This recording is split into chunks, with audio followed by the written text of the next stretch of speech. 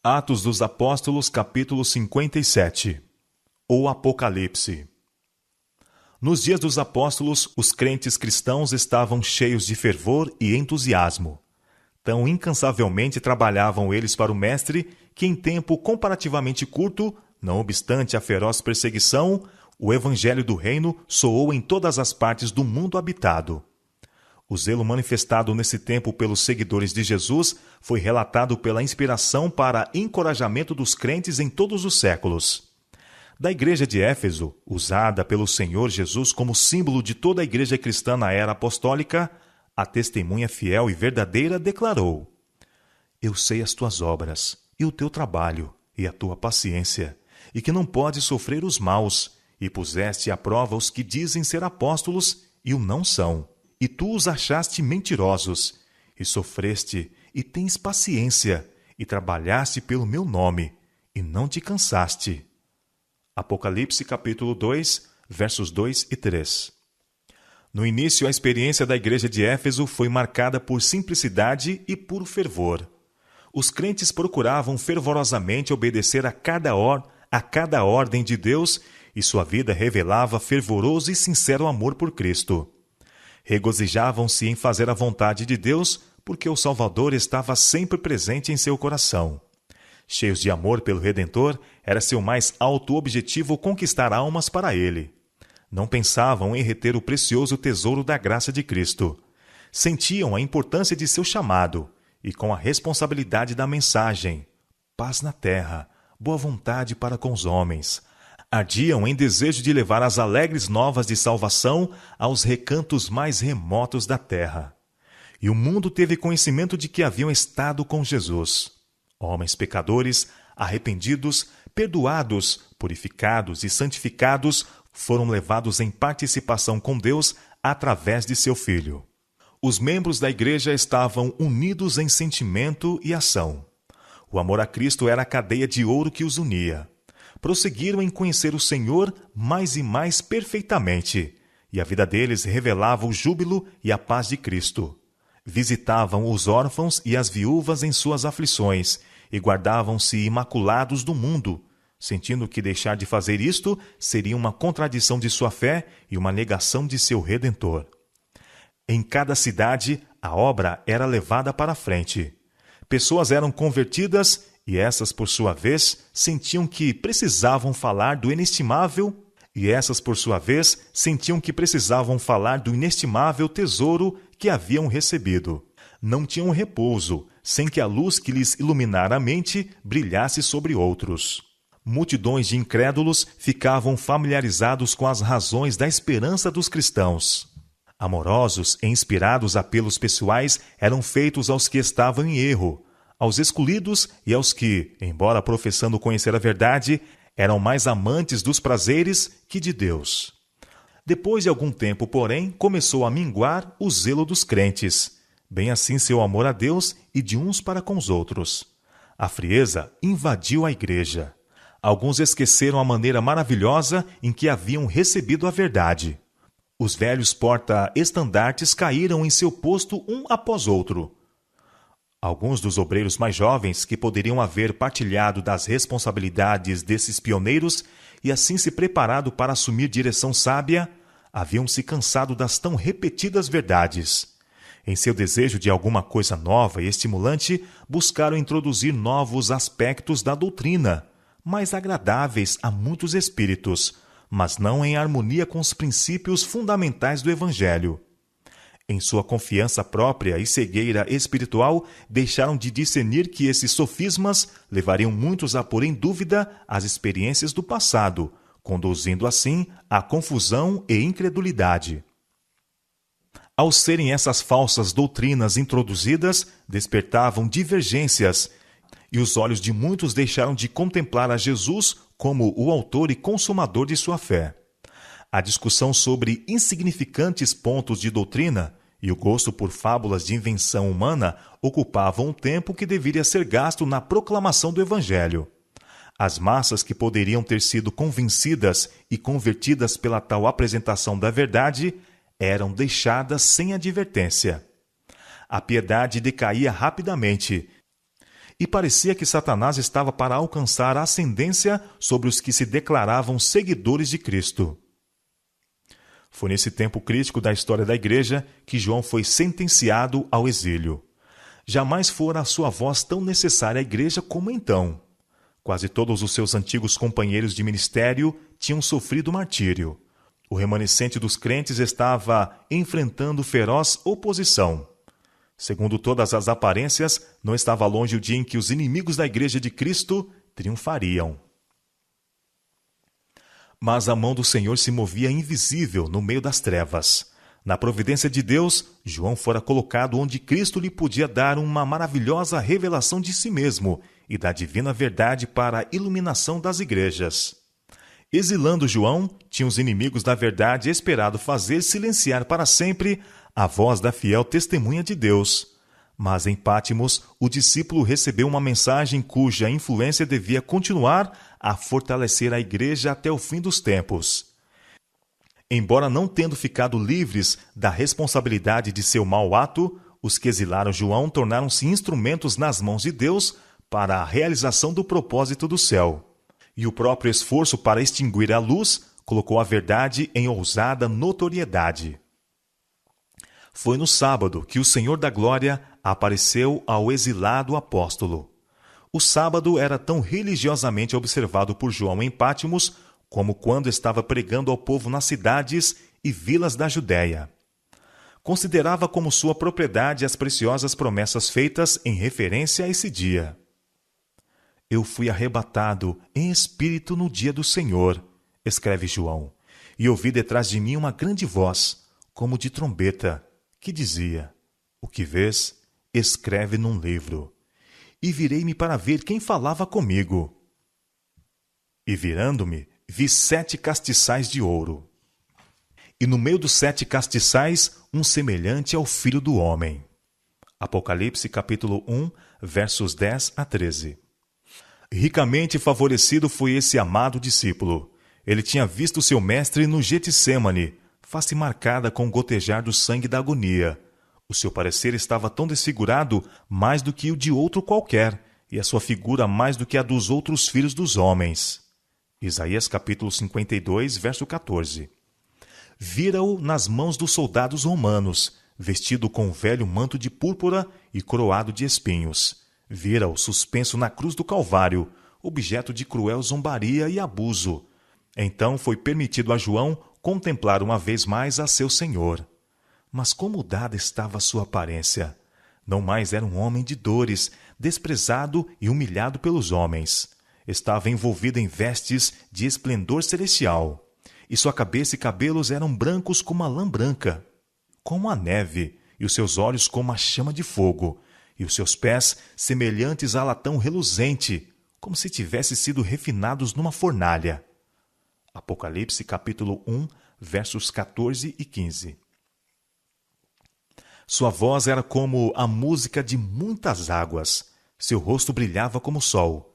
Em sua mão estavam 7 estrelas, e de sua boca saiu uma espada aguda de 2 gumes, emblema do poder de sua palavra. Pátimos resplandecia com a glória do Senhor ressurgido. E eu, quando o vi, escreve João, caí a seus pés como morto, e ele pôs sobre mim a sua destra, dizendo-me: Não temas. Apocalipse capítulo 1, verso 17. João estava fortalecido para viver na presença do seu glorificado Senhor. Então, perante sua maravilhosa visão, foram abertas as glórias do céu. Foi-lhe permitido ver o trono de Deus e, olhando para além dos conflitos da terra, contemplar a multidão de remidos vestidos de branco. Ele ouviu a música dos anjos celestiais e os triunfantes cânticos dos que venceram pelo sangue do Cordeiro e pela palavra de seu testemunho. Foram desdobradas cena após cena de empolgante interesse na experiência do povo de Deus, e a história da igreja foi desvelada até o fim dos séculos. Em figuras e símbolos, assuntos de vasta importância foram apresentados a João para que os relatasse, a fim de que o povo de Deus, do seu século e dos séculos futuros, tivesse inteligente compreensão dos perigos e conflitos diante dele. Essa revelação foi dada para orientação e conforto da igreja através da dispensação cristã. No entanto, mestres religiosos têm declarado que este é um livro selado e seus segredos não podem ser explicados. Em consequência, muito se tem desviado do relato profético, recusando-se a devotar tempo e estudo a seus ministérios. Mas Deus não deseja que seu povo tenha este livro em semelhante conta. Ele é a revelação de Jesus Cristo, a qual Deus lhe deu para mostrar a seus servos as coisas que brevemente devem acontecer. Bem-aventurado aquele que lê, declara o Senhor, e os que ouvem as palavras desta profecia e guarda as coisas que nela estão escritas, porque o tempo está próximo. Apocalipse capítulo 1, versos 1 e 3.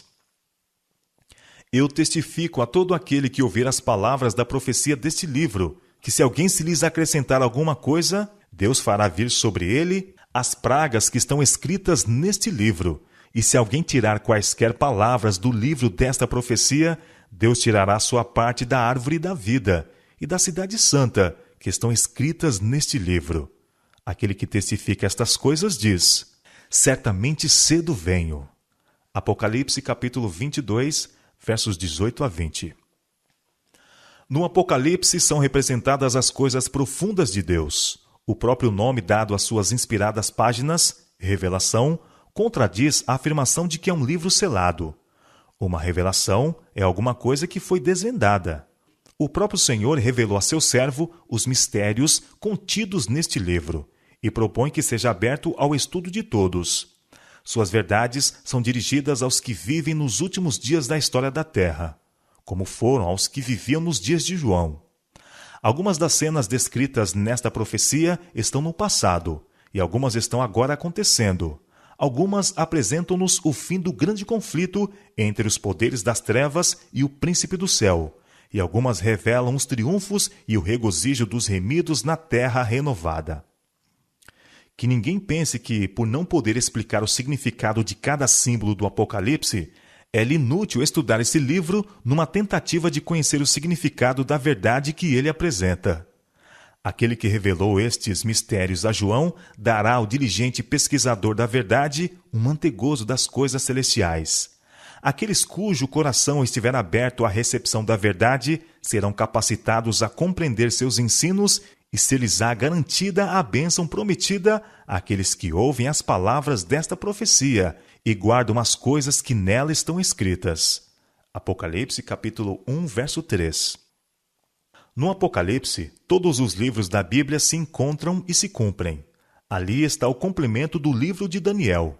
Um é profecia, o outro, uma revelação. O livro que foi selado não é o Apocalipse, mas a porção da profecia de Daniel relativa aos últimos dias. O anjo ordenou: e tu, Daniel, fecha estas palavras e sela este livro, até o fim do tempo. Daniel capítulo 12, verso 4. Foi Cristo quem ordenou ao apóstolo relatar o que lhe seria revelado. O que vês, escreve-o num livro, ordenou ele, e envia-o às 7 igrejas que estão na Ásia, a Éfeso, a Esmirna e a Pérgamo, e a Tiatira, e a Sardes, e a Filadélfia, e a Laodiceia. Eu sou o que vivo e fui morto, mas eis que estou vivo para todo sempre. Escreve as coisas que tem visto, e as que são, e as que depois destas hão de acontecer. O mistério das 7 estrelas que viste na minha destra e dos 7 castiçais de ouro. As 7 estrelas são os anjos das 7 igrejas, e os 7 castiçais que viste são as 7 igrejas. Apocalipse capítulo 1, verso 11, e dos versos 18 a 20.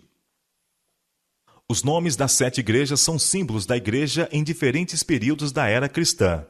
O número 7 indica a plenitude e simboliza o fato de que as mensagens se estendem até o fim do tempo, enquanto os símbolos usados revelam o estado da igreja nos diversos períodos da história do mundo. É dito de Cristo que andava no meio dos castiçais de ouro. Assim é simbolizada a sua relação para com as igrejas. Ele está em constante comunicação com seu povo. Conhece seu verdadeiro estado. Observa-lhe a ordem, piedade e devoção.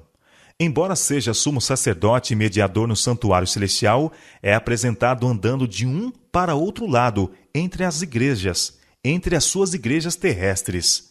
Com infatigável desvelo e ininterrupta vigilância, observa para ver se a luz de qualquer de suas sentinelas está bruxuleando ou se extinguindo. Se os castiçais fossem deixados ao cuidado meramente humano, sua trêmula chama enlangueceria e morreria.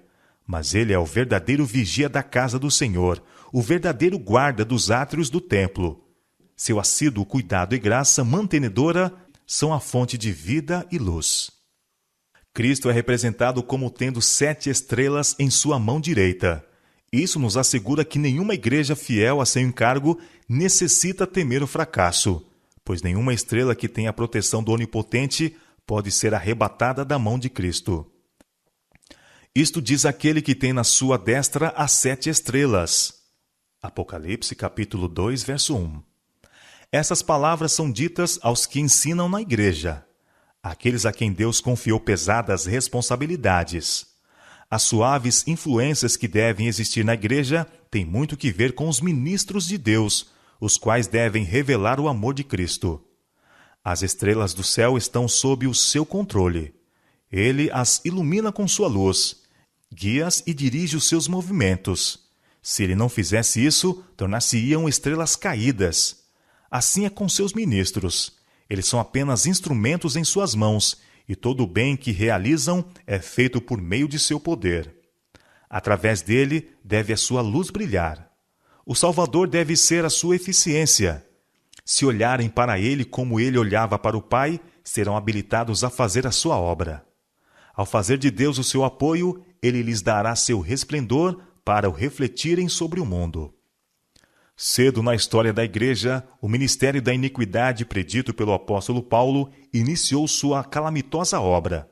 E quando os falsos ensinadores, a cujo respeito Pedro advertiu os crentes, exibiram suas heresias, muitos foram seduzidos pelas falsas doutrinas. Alguns tropeçaram sobre as provas e foram tentados a abandonar a fé.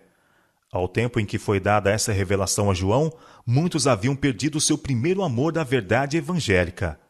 Mas, em sua misericórdia, Deus não permitiu que a igreja continuasse em estado de apostasia. Numa mensagem de infinita ternura, ele revelou seu amor por eles e seu desejo de que fizessem segura obra para a eternidade. Lembra-te, pois, de onde caíste, apelou, e arrepende-te e pratica as primeiras obras. Apocalipse capítulo 2, verso 5.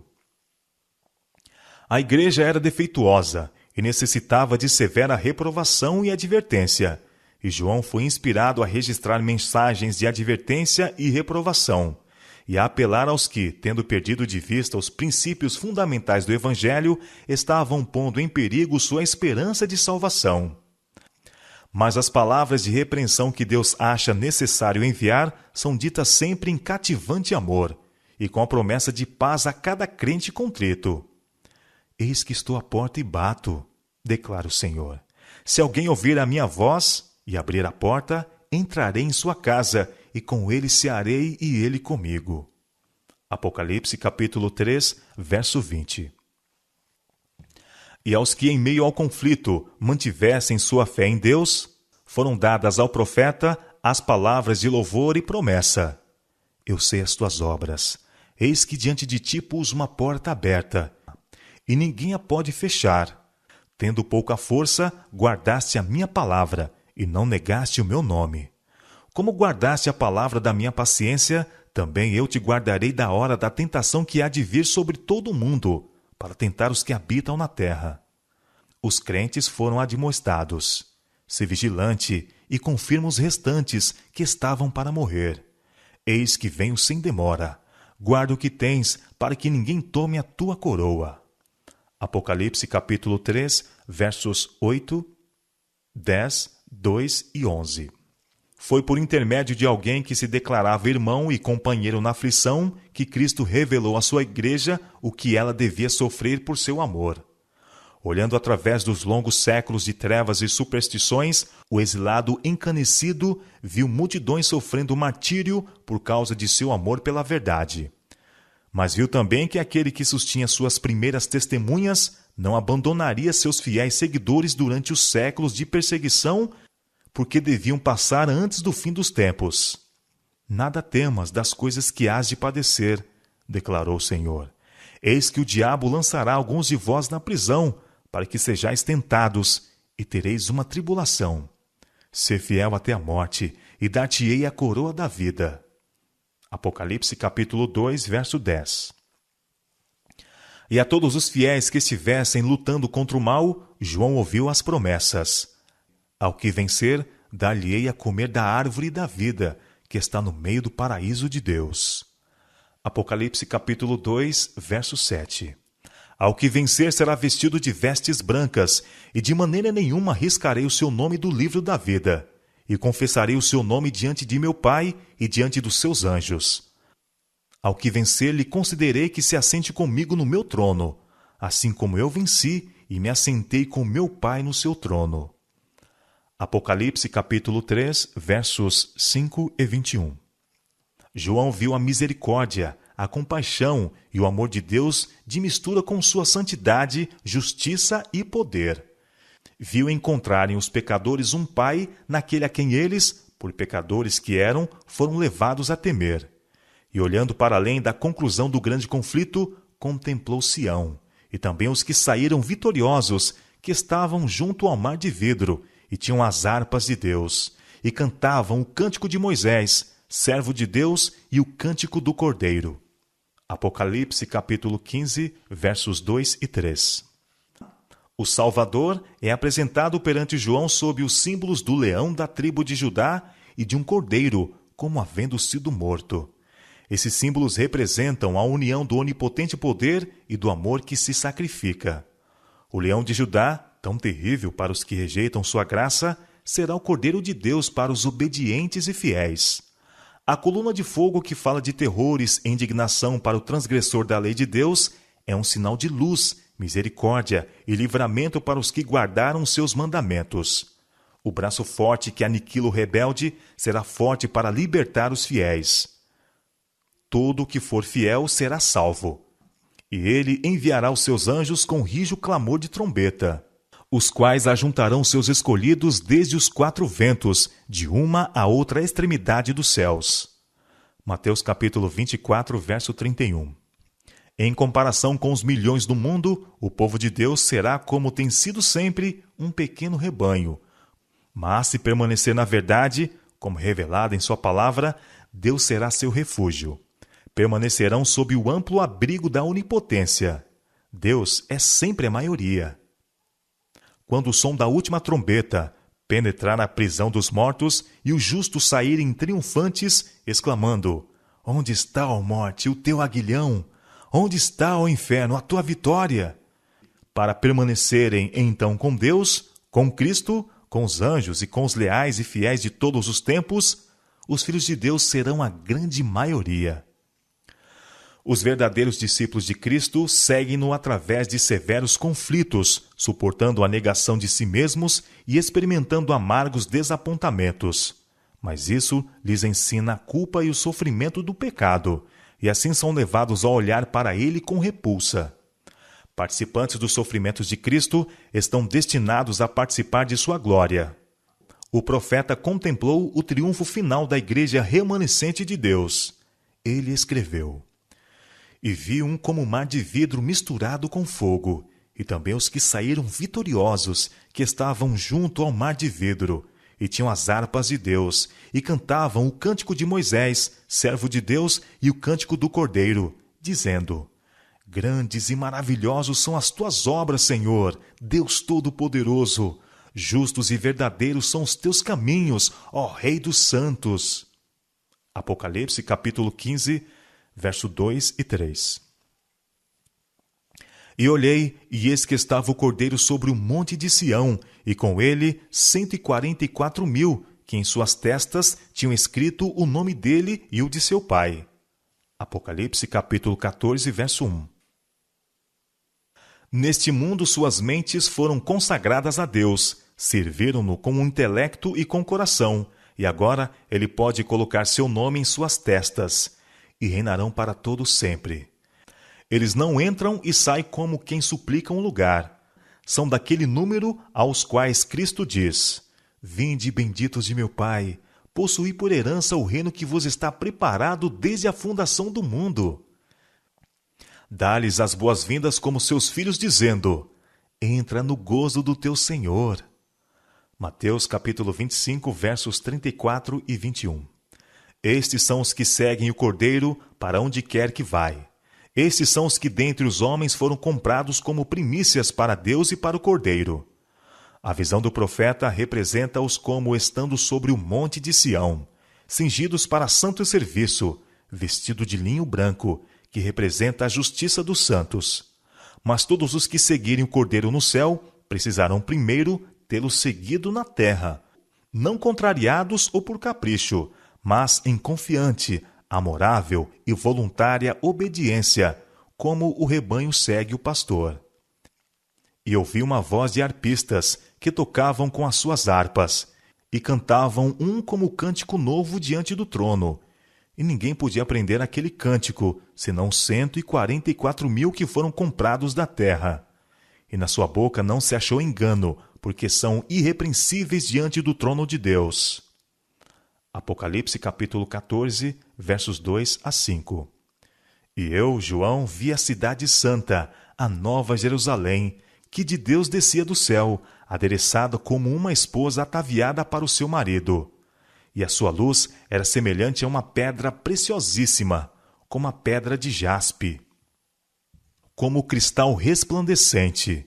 E tinha um grande e alto muro com 12 portas, e nas portas 12 anjos, e nomes escritos sobre elas, que são os nomes das 12 tribos de Israel.